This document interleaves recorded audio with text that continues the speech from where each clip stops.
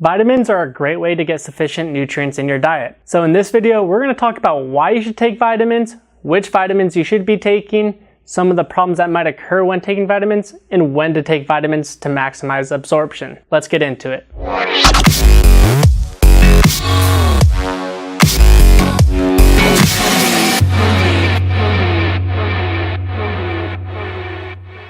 Vitamins have been blowing up in the past decade, and for a good reason.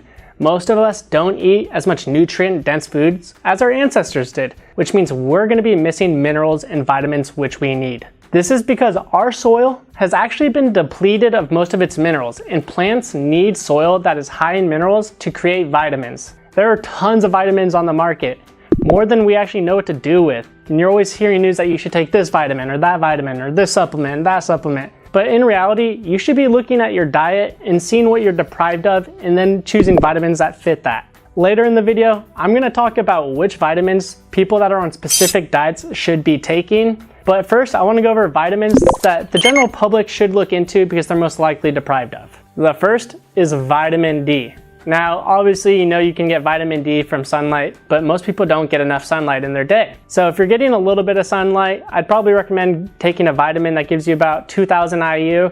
And if you're getting no sunlight, take about 4,000 IU a day. Now, the second thing I would recommend is getting 250 milligrams of magnesium. And I personally get a spray rather than taking a pill for this because there are some studies to indicate that spraying magnesium onto your body is going to be much more efficient in the absorption of magnesium. I personally put this magnesium spray on right before I go to bed every night because it helps release tension in your muscles, which helps me fall asleep. Lastly, I would recommend 15 milligrams of zinc.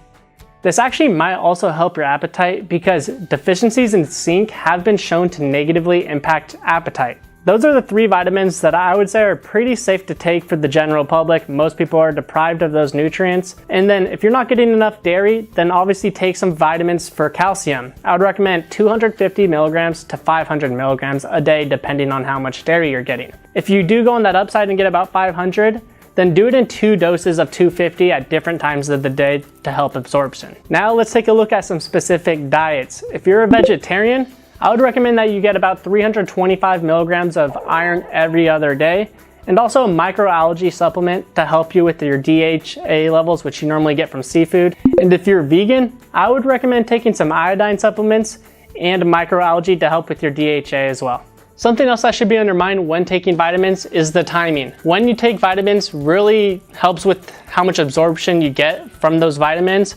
So optimally, I would say take vitamins with your meals or within an hour of eating. While vitamins are great, and I definitely recommend them, they can become problematic when taken advantage of. See, the thing is, foods are much more nutrient dense than supplements and vitamins, so your main source of your minerals and vitamins should come from foods. However, some people begin to abuse vitamins and start taking them in place of normal foods. And when people do this, they're actually in a worse place than they would be if they didn't take any vitamins at all because they would be getting those nutrients from your basic foods. And not to mention that supplements are processed, so there are certain chemicals in them that might have some side effects. So when it comes to taking vitamins and other supplements, having a high quality brand that you trust is extremely important. Another downside of using supplements rather than getting all those nutrients from your food is you won't be getting those antioxidants. This is because freshness plays a vital role in how potent antioxidants are due to the fact that oxygen spoils antioxidants. So remember,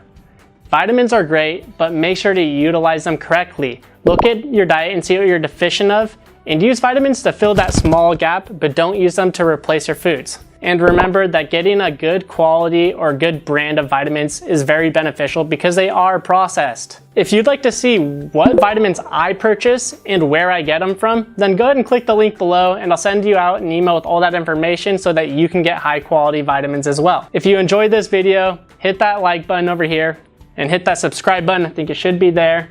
And leave a comment if you have any questions or you want me to do a future video on a specific topic. Thank you.